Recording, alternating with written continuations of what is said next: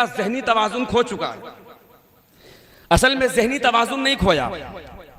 बात यह है, हम और आप ये सोचते हैं कि यजीद मर गया तो यजीदी भी मर गए। नहीं, हुसैन का कातिल आज भी जिंदा है।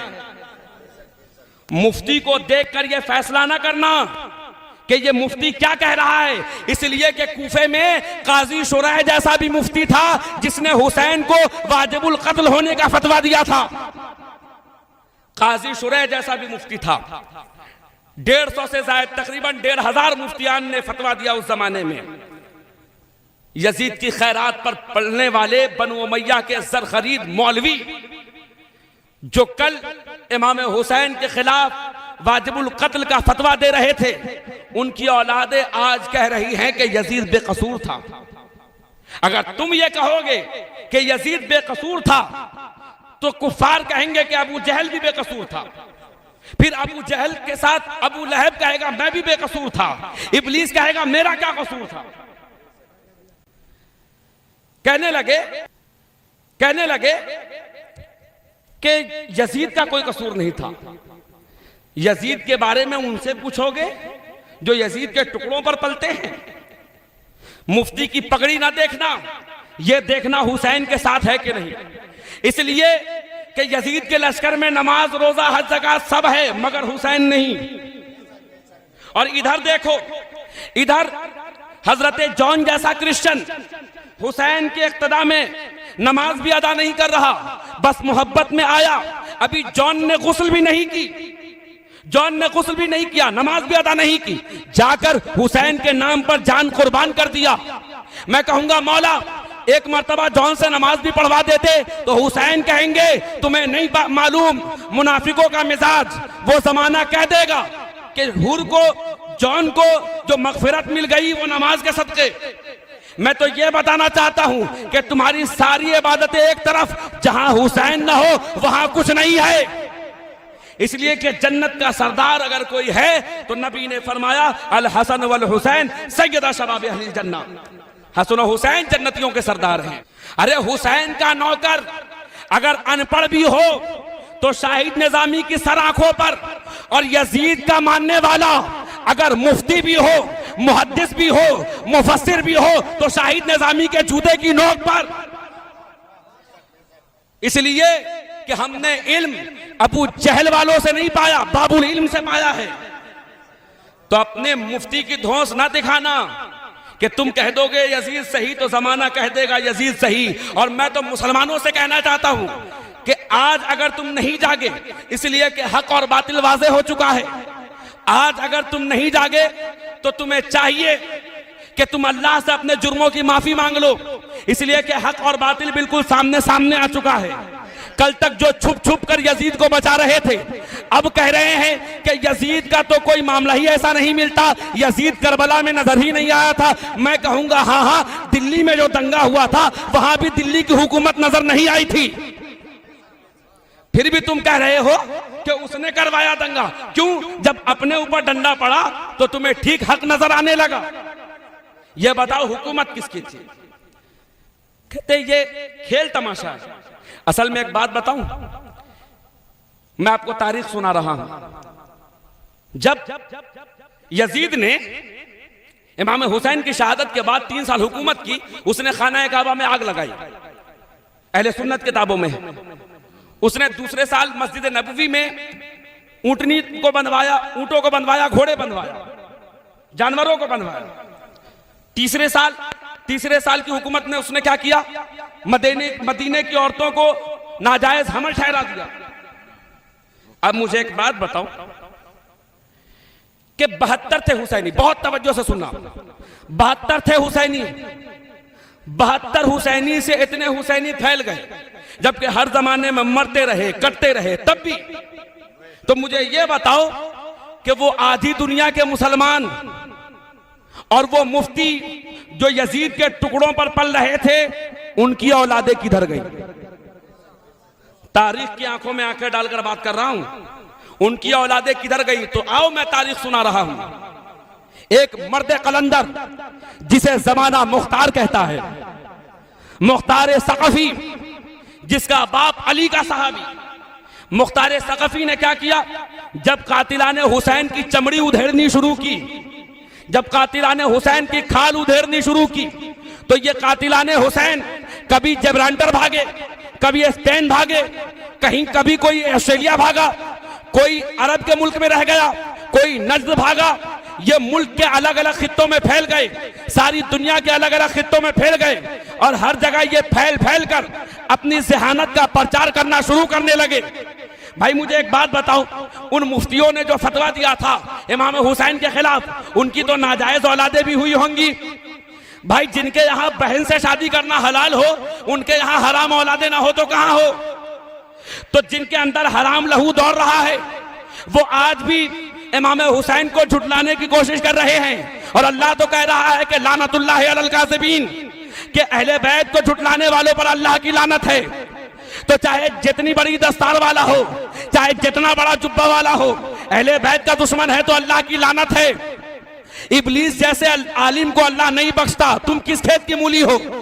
तो मैं ये कहना चाहता हूं कि मुख्तार सकफी ने जब इनको मारना शुरू किया, ये पूरी दुनिया के अलग अलग खित्ते में फैल गए और इनकी औलादें शजरे बदल बदल कर, चेहरे बदल बदल कर, कभी दाढ़ी लंबी करके, कभी दस्तार ऊंची करके, ये अपने बाप इब्ने ज़ियाद, ये अपने बाप हुरमला उसकी सुन्नत अदा करने लगे। मगर याद रखना, कल 72 हुसैनी थे तो तुम गालिब ना आ सके, आज तो 72 करोड़ हुसैनी है।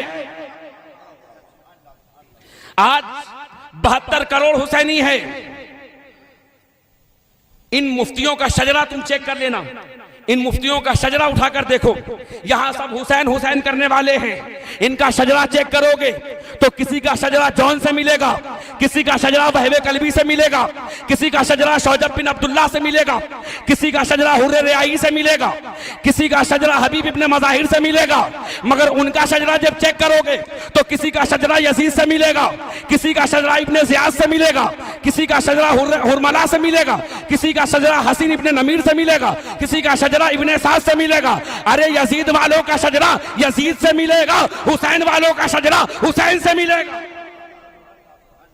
इसलिए कि अभी बचे हुए लानत के हार बाकी हैं, अभी बचे हुए लानत के हार बाकी हैं। यजीद मर गया, कुछ रिश्तेदार बाकी हैं।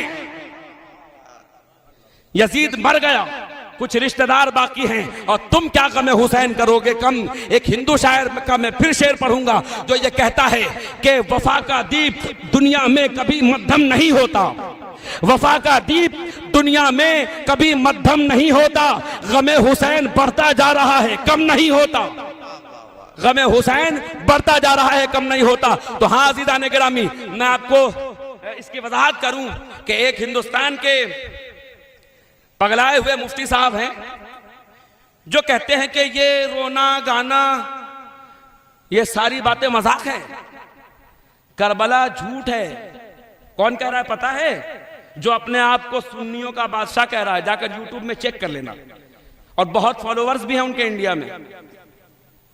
और अक्सरियत ना देखना, अक्सरियत तो एक जमाने में यजीद को भी फॉलो कर रही थी।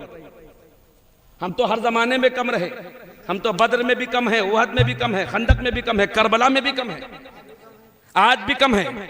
मगर तारीख ये गवाही दे रही है कि सर काटने वाले हार गए, सर कटाने वाले जीत गए। तारीख गवाही दे रही है। उसने कहा करबला झूठा है। मैं अपनी आयत पर हूं जो मैंने पढ़ी थी। करबला झूठा है। किसको झुटला रहा पता है? सिर्फ हुसैन को नहीं झुटला रहा, नबी को झुटला रहा है। कैसे नबी को झुटला रहा है? अगर करबला हकीकत नहीं है तो फिर नबी ने करबला की मिट्टी उम्मे सलमा को क्यों दिया? और कहा कि जब ये खून से लाल हो जाए समझ जाना मेरे बेटे हुसैन की शहादत हो गई। अब उस कमबख्त ने किसको किसको झुटलाया? उम्मे सलमा को झुटलाया, रसूलुल्लाह को झुटलाया। ना कुछ लोग कहते हैं कि फला इमाम ने यजीद पर लानत नहीं की, इमाम आजम का हवाला देते हैं। मगर इमाम आजम के बारे में ये क्यों नहीं बताते कि इमाम अबू हनीफा को जहर देकर शहीद ही इस बात के लिए कर दिया गया कि वो अहले बैत से मोहब्बत करते थे। हुकूमत के तले जिन लोगों ने हिकमत से काम लिया उनके बारे में तुम मिसाल दे रहे हो। तुम ये बताओ तुम्हें कौन सी हिकमत आ पड़ी है? तुम तो सेकुलर कंट्री में रह रहे हो, तुम डेमोक्रेटिक कंट्री में रह रहे हो, यहां तो नास्तिक भी जी रहा है। तुम्हें अपने अकीदे को फैलाने के लिए किसने रोका? फिर ये बदअकीदगी क्यों फैला रहे? कोई हुसैन नहीं था, ये कोई सुगरा नहीं थी, तो करबला में ये सब किस्से कहानियां हैं, रोने वाले हैं। अब एक बात, बहुत गहरी बात कर रहा हूं और देखना मेरी तरफ। इस शख्स की ये जो बोली है ना, ये कोई नई बोली नहीं। अगर मैं साबित ना कर दूं कि ये यजीद की औलाद है तो कसम खुदा की मिंबर पे नहीं बैठूंगा, इतनी बड़ी बात कर रहा हूं। उसने कहा कि ये सारा खेल तमाशा था, ये सारा झूठ था। जाकर देखो इराक के म्यूजियम में यजीद ने कुछ शेर पढ़ा था, वो शेर आज भी खत की शक्ल में इराक के म्यूजियम में रखा हुआ है, जिसमें उसने ये शेर पढ़ा था। जिस शेर को उसमें लिखा गया वो शेर ये था कि यजीद कह रहा था कि हुसैन तू तो बादशाहत करने वालों में से था, तुम्हारे घर में कोई नबी नहीं आया था, कोई कुरान नहीं उतरा था। आज की औलाद कह रही है कोई करबला नहीं हुआ, कोई सोरा नहीं थी। इसका बाप यजीद कह रहा था कि कोई नबी नहीं आया, कोई किताब नहीं उतरी, ये तो बनु हाशिम का एक ढोंग था। यजीद ने कहा था बनु हाशिम का ये ढोंग था। यजीद की औलाद इस मुफ्त के मुफ्ती ने कह दिया कि करबला कुछ नहीं, करबला तो खेल तमाशा है, करबला तो एक ढोंग है। तो नस्ल बताती है कि इसकी असल क्या है। फिर मैं शेर पढ़ूंगा कि अभी बचे हुए लानत के हार बाकी हैं, यजीद मर गया, कुछ रिश्तेदार बाकी हैं। वाह वाह वाह। और सुनो, अगर तुम कहते हो करबला की तारीख झूठी तो तुम्हारा पीर झूठा, इसलिए कि तुम्हारे पीर ने अपनी किताब में लिखा कितने बिखरे हुए हैं मदीने के फूल, करबला तेरी किस्मत पे लाखों सलाम। अगर करबला झूठी तो तुम्हारे पीर का खलीफा नईमुद्दीन मुरादाबादी झूठा, इसलिए कि उसने लिखा करबला की शहादत को। अगर करबला झूठी तो शाह अब्दुल अजीज मुहद्दिस देहलवी जैसा मुहद्दिस झूठा, जिसने करबला को लिखा। यानी सब झूठे तुम सच्चे, ये तो अबू जहल जैसी बात हो गई कि मैं सच्चा सब झूठा। तो लाख मुफ्ती के तमगे लगाते रहो, तुम इब्नुल वक्त हो, तुम अबू जहल की औलाद हो, तुम यजीद की औलाद हो, और यजीद की औलाद को हुसैन कब अच्छे लगेंगे? अगर खुद को कोई खुद खुलकर कह दे मैं यजीदी हूं, ना हमें कोई फर्क पड़ता है, ना आप लोगों को फर्क पड़ता है। कुछ फर्क पड़ेगा? नहीं पड़ेगा। जाओ अपनी आजादी से जिंदगी जियो, मगर आस्तीन का सांप बनके अगर तुम चाहोगे कि तुम हुसैनियों को डसो तो याद रखना अब्बास को मानने वाली कौम है। आज भी ये कौम जो वाकई हुसैनी है वो कलेजा हथेली पर लेकर चलने वाली कौम है। नहीं हो तो देखा ना ईरान को, ये हुसैनी कौम है। इधर उधर की अनाप शनाप बातें करने वाले इब्ने कसीर को झुटलाओ। इब्ने कसीर ने लिखा है शहादत करबला के हवाले से, मैं किन किन हवालों को दूं कि जिन्होंने करबला की तारीख लिखी है। ये लोग कहते हैं, सुनिएगा, बहुत अच्छी दलील दे रहा हूं, करबला में तो सब लड़ रहे थे, देखने वाला कौन था? आज तरह तरह की लोग बातें कर रहे हैं। यकीन जानिए हमारे चचा हजरात सीनियर सिटीजन हो गए, ये लोग उतना यूट्यूब वगैरह नहीं चलाते हैं, मगर नौजवान नस्लों को बर्बाद किया जा रहा है चचा, इसलिए मैं कहना जरूरी समझ रहा हूं। कहते हैं कि अहले बैत तो शहीद हो रहे थे, फिर लिख कौन रहा था? मुझे एक बात बताओ, कोई सहाबी तो उस वक्त सहाबी नहीं हुए थे जिस वक्त इकरा उतर रही थी, जिस वक्त गार में नबी पर कुरान उतर रहा था। फिर तुमने रिवायत कहां से लाया? हमसे पूछो हमने रिवायत कहां से ली? हमने रिवायत ली है अइम्मा अहले बैत से, हमने रिवायत ली छठे इमाम जाफर सादिक से, जिनके मसाइल की खैरात खा खा कर पेट बड़ा कर करके तुम मुफ्ती बने हो।